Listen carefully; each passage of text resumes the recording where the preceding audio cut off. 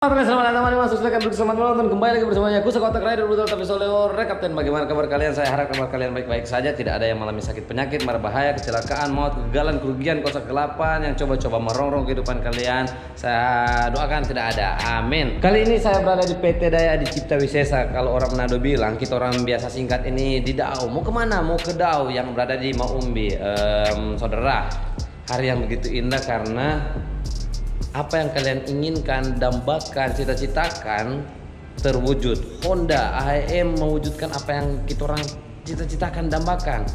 CBR 150R kali ini berubah drastis, saudara-saudara. Yang sebelumnya tahun 2019, 2018, 2020 itu masih biasa-biasa, tapi kali ini 2021 Honda AHM dengan sepakat mengeluarkan sesuatu yang begitu luar biasa untuk CBR 150R. Jadi di sana ada Bapak Abi. Dia mungkin galau sendirian di situ, tapi dia membiarkan saya di sini sendiri. Oh, tidak sendiri, saya bersama si Kejeng. Saya punya asisten ini, asisten terbaik ini. Ore Kapten. Kali ini saya akan memberikan informasi buat kalian semua, terutama juga buat orang-orang Manado, Sulawesi Utara, karena motor sudah ada di sini, saudara. Akan di launching hari ini. Tepatnya tanggal berapa ini, Jeng? Tanggal 13 ini. Tanggal 13 Februari 2021 akan launching CBR 150R. Aduh, bagaimana keseruannya, bagaimana juga motornya, barangnya, pokoknya sakti, saudara-saudara. Ore Kapten.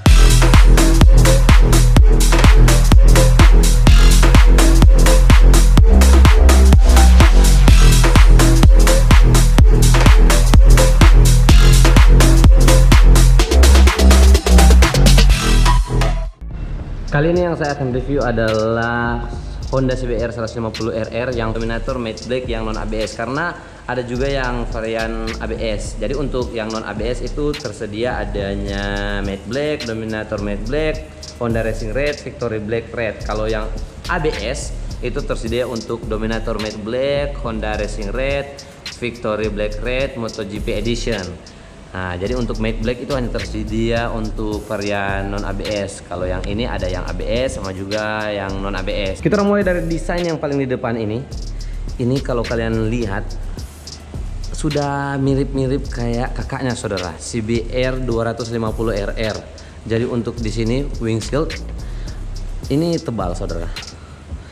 Ini yang enaknya di atas ada kayak garis melengkung ini yang lebih tebal di sini. Kalau yang untuk di tengah ini tidak terlalu tebal, tapi yang paling tebal di ujung sini. Lebih sipit, saudara, ini. Ore Kapten. Jadi ini edisi Imlek, saudara-saudara.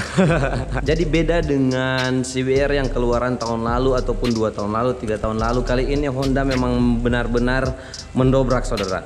Karena ya ini mungkin dari keluhan-keluhan kalian, ada juga dari modifikasi-modifikasi kalian. Pastikan itu AHM perhitungkan. Kenapa CBR yang lalu itu dimodif kayak kakaknya CBR 250RR? Aduh, ternyata banyak yang mengeluh-mengeluh begitu, lebih suka yang mirip-mirip kakaknya. Makanya Honda mengeluarkan begini, edisi 150cc tapi mirip kakaknya, sehingga kalian tak perlu ribet-ribet lagi. Modif kiri, modif kanan, tambah winglet ini tanpa ditambah winglet sudah kayak kakaknya, sangar, saudara, sipit-sipit begini. Lampu dari depan sampai belakang itu LED semua. Jadi kalau untuk hidupkan motor, lampu DRL-nya menyala. Nah, terus untuk pasang lampu seinnya, di sini DRL-nya mati, lampu seinnya jadi. Ore Kapten kayak gini. Nah, ini lampu DRL-nya menyala. Ketika lampu sein pasang kiri, nah lampu DRL-nya mati, lampu seinnya menyala. Ore Kapten, sama juga kayak yang kanan. Wih. Dan untuk kaca spion ini dia sama kayak yang lalu, 360 derajat untuk putarannya. Jadi keras beut. Ah, itu tuh. Nah, ini bisa ke bawah, ke kiri, ke kanan, ke atas. Nah, Ore Kapten, dia bisa langsung balik ke sini, tapi ini rada-rada keras, mungkin motor baru, saudara-saudara. Jadi kalian bisa melihat ke belakang kenangan, bisa melihat ke kanan ada dia, bisa melihat ke kiri, banyak sekali sudut pandang, saudara-saudara. Ore Kapten, sama juga kiri kanan, mungkin lah beda-beda. Sore Pak. Kalian tak perlu ribet-ribet lagi CBR 150R pura-pura modif pakai kedoknya kakaknya CBR 250R. Sudah tak apa-apa saudara. Kali ini AHM sudah mewujudkan apa yang kalian suka, kalian banggakan, kalian impikan. Sudah tak perlu modif banyak-banyak ya. Kalau untuk sedikit-sedikit lah boleh. Ore Kapten. Kalau untuk spakbornya di sini lebih kelihatan sangar karena ini ada di sini. Ya seperti biasa lah, lonjong begini, terus ini tajam di ujung begini, dia tarik sini, terus ada lipatannya di sini, kayak robot-robot saudara. Di sini juga ada lubang, terus di sini ada untuk bracket dari USD, dipasang di sini di spakbor depan ini. Ore Kapten. Terus di sini juga ada pengait untuk rem depan, untuk bodi sampingnya lebih tinggi di sini. Karena kalau yang lalu itu lebih rendah kalau tidak salah. Ya, kalau tidak salah begitu. Koreksi kalau ada yang salah, komen di bawah. Ore Kapten. Dan di sini juga ada lubang-lubangnya. Ini lubang klakson mungkin. Klakson di sini. Oh bukan, ini lubang mungkin untuk aerodinamik supaya lebih bagus karena dia ini tembus ke sini. Nah, ini juga ada lubang-lubangnya di sini supaya mungkin untuk aerodinamiknya lebih bagus saudara-saudara, karena yang namanya juga motor sporty. Ini juga ada lubang-lubang di sini supaya mesin mungkin untuk sirkulasi udara mesin lebih bagus ya. Kira-kira seperti itu. Ore. Dan ini untuk dekal dari Dominator Matte Black, dari samping kelihatan memang begini. Ada stiker warna hitam sini, garis warna hitam, ada garis warna merah, berlapis dua. Jadi di sini ada dua layer untuk dekal Dominator Matte Black. Dan di sini juga Honda masih menggunakan stiker Honda yang warna hitam berpadu dengan bodi yang matte black atau Dove lah. Ore Kapten. Sama juga untuk fairing yang paling bawah ini ada juga lubang angin di sini. Supaya mungkin ya betul, saya kira-kira ini supaya lebih bagus untuk pendinginan mesin atau lebih cepat seperti Marc Marquez saudara. Angin keluar sup, untuk memperingatkan bahwa ini adalah memang Honda.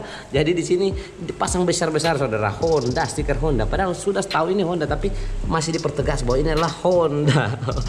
Ore Kapten. Oke, kita menuju ke bagian samping dari belakang. Ini tajam. Lebih sakti saudara, ini tajam di sini tapi tidak tajam menusuk saudara. Ini maksudnya lebih ramping gitu loh. Dari sini dia tarik sampai di sini. Oh Kapten, banyak sekali lekukan-lekukan. Aduh mama, sakti betul motor ini 150R. Jadi jangan menyesal kalau kalian sudah ambil yang tahun lalu punya 2020, ya jual saja dan beli yang ini. Kapten, jadi ya masih tajam sampai di sini. Terus dia tarik sampai di sini sama lagi, tak ada yang berubah. Ore Kapten. Di sini juga ada lubang dua, sama di samping kanan juga ada lubang dua. Dan yang lampu belakang ini sama juga seperti kakaknya si BR 250R Ore Kapten. Terlalu banyak RR ore. Jadi ada dua lampu di sini. Sangar betul Ore Kapten. Dan untuk spakbor belakang masih memanjang dari sini. Dia tarik ke bawah. Dan untuk lampu senya di sini sama juga LED. Pokoknya semua ini LED. Dan untuk joknya yang depan ini enak saudara, karena kalian punya bokong itu bisa terukir di sini. Yang lalu itu tidak terlalu begini saudara. Yang lalu itu mungkin cuma begini atau sedikit sekali saudara. Tapi kali ini sudah lebih besar begini. Sudah tampak enak. Ini empuk juga, memang kelihatannya tipis, tapi sebenarnya ini empuk. Untuk yang bohai-bohai tetap aman di sini, duduk di sini tetap aman. Ore. Untuk yang belakang ini juga kelihatan tipis tapi empuk gitu loh. Untuk yang tangki ini lebih kekar daripada yang lalu. Karena apa saudara? Ini ya jelas lebih besar, lebih berurat-urat, berotot-otot. Pokoknya itulah, otot berurat. Karena di sini juga ada lekukan. Ini mungkin sandaran paha atau gimana? Kalau kita orang naik, coba dulu. Oh iya, kalau yang tinggi 165 belum sampai di sini sih. Saya ini 165 sampai 67. Lupa lagi. Kalau yang mungkin tingginya 200 cm atau 200-an ke atas pasti sandar di sini. Lebih nyaman sih, tak lewat begini, tak seperti tiang bendera. Ada di sini tempat kaki. Bagus sekali saudara-saudara, untuk CBR ini lebih kekar. Ore Kapten. Dan ini juga ada lubang. Ini biasanya yang saya tahu ini Mungkin ada fungsi lain, tapi saya tahu ini juga apa, tempat helm. Kalau untuk balap-balap kita sandarkan helm di sini. Tampak nyaman, tak bergetar. Tapi kalau ada fungsi lainnya, komenlah di bawah. Oke Kapten, untuk stangnya masih menggunakan tetap sama. Honda tetap mempertimbangkan kenyamanan dalam berkendara, yaitu upper yoke. Kalau yang under yoke pasti di bawah sini dia. Kali ini upper yoke dia di atas sini saudara. Stangnya ada di atas sini, sehingga lebih tinggi, lebih nyaman dalam berkendara, apalagi untuk harian. Dan untuk bagian bodi kiri sama juga dengan yang kanan, ada lubangnya di sini, lubang angin saudara, supaya aerodinamiknya lebih enak saudara, toh lebih nyaman. Dan juga kalian punya kalian punya paha itu bisa dingin, paha sampai ke dalamnya itu bisa dingin karena ada angin dari sini, tidak ada yang menghalangi. Oke, kita orang ke tombol-tombol. Ada lampu dimnya, ada lampu jauh dekat, ada klakson, ada lampu sein sebelah kiri, dan juga di sini masih menggunakan starter yang sama, tidak ada engine cut off di sini. Wavy disc brake, kalipernya menggunakan Nissin double piston. Dan juga untuk bracketnya sini kelihatan mewah saudara, kelihatan megah karena ya mungkin USD. Oke, kita orang bahas sekarang USD. Aduh, di sini yang memang kita orang nantikan. Kenapa CBR yang lalu itu tak menggunakan USD kayak saudara-saudaranya yang di samping itu R15 apalah. Kalau ini yang lalu masih menggunakan teleskopik. Walaupun ada preloadnya tapi tak kelihatan sangar. Tapi kali ini AHE mewujudkan USD dari Showa SFF Big Piston, Separated Function Fork Big Piston. Ya memang sekilas sama seperti kakaknya CBR 250RR itu sekilas, tapi karakteristiknya berbeda. Memang untuk diameter 37 mm sama saudara dengan CBR 250RR, tingginya juga pun sama.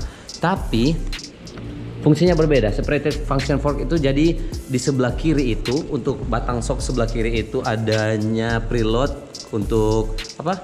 Compression, rebound. Kalau untuk yang sebelah kanan itu hanya sekedar mereaksi.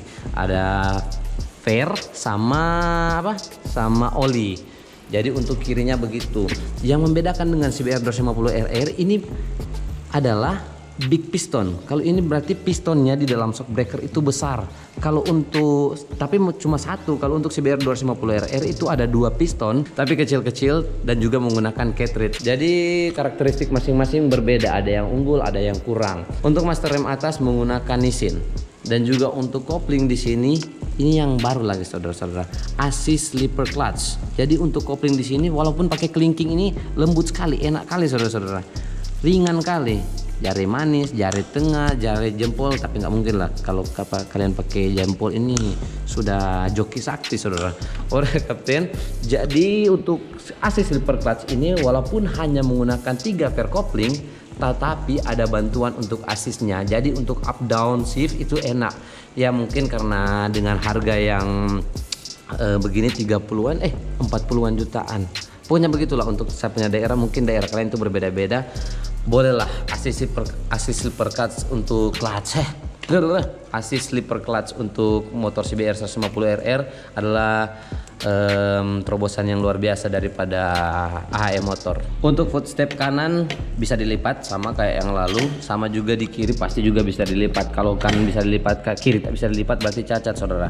Untuk remnya ini enak karena tetap menggunakan Nissin. Untuk master remnya, minyak remnya ada di sini di pijakan kaki belakang, footstep belakang.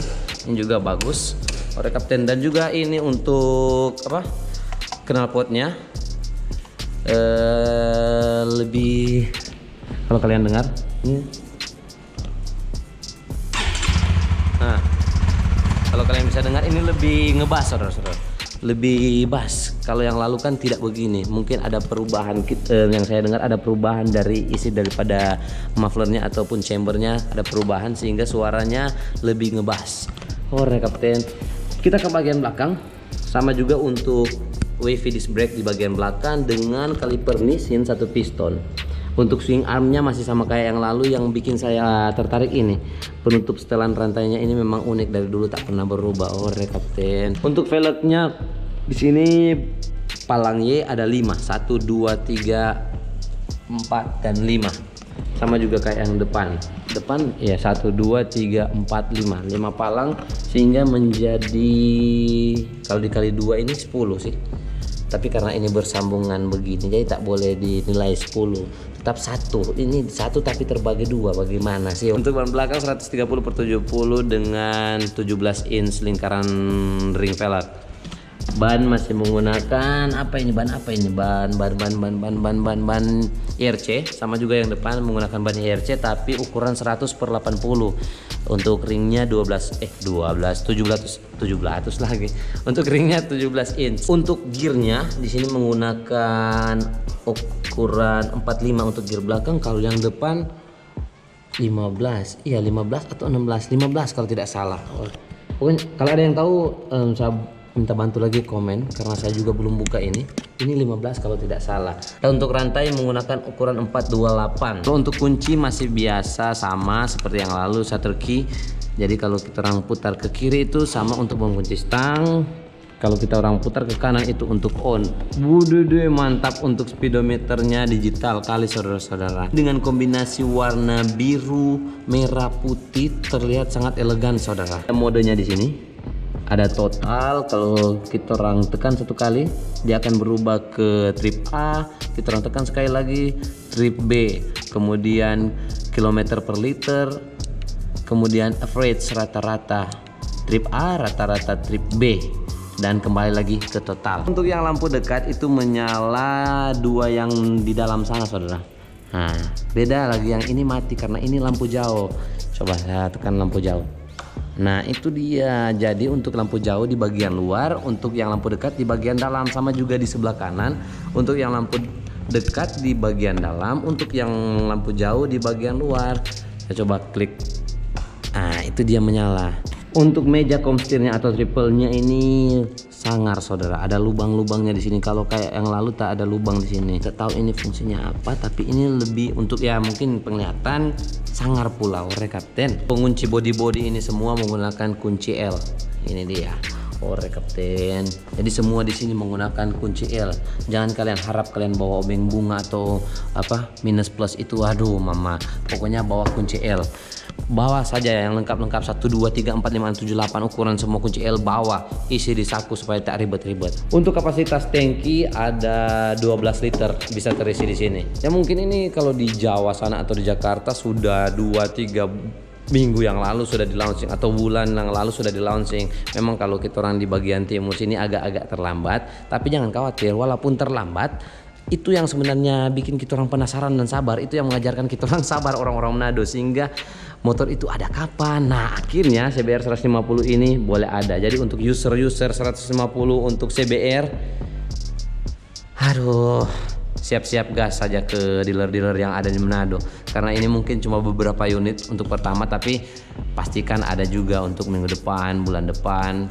Ini yang untuk Dominator Black, ada juga varian Black. Aduh, pokoknya terserah selera kalian saudara-saudara.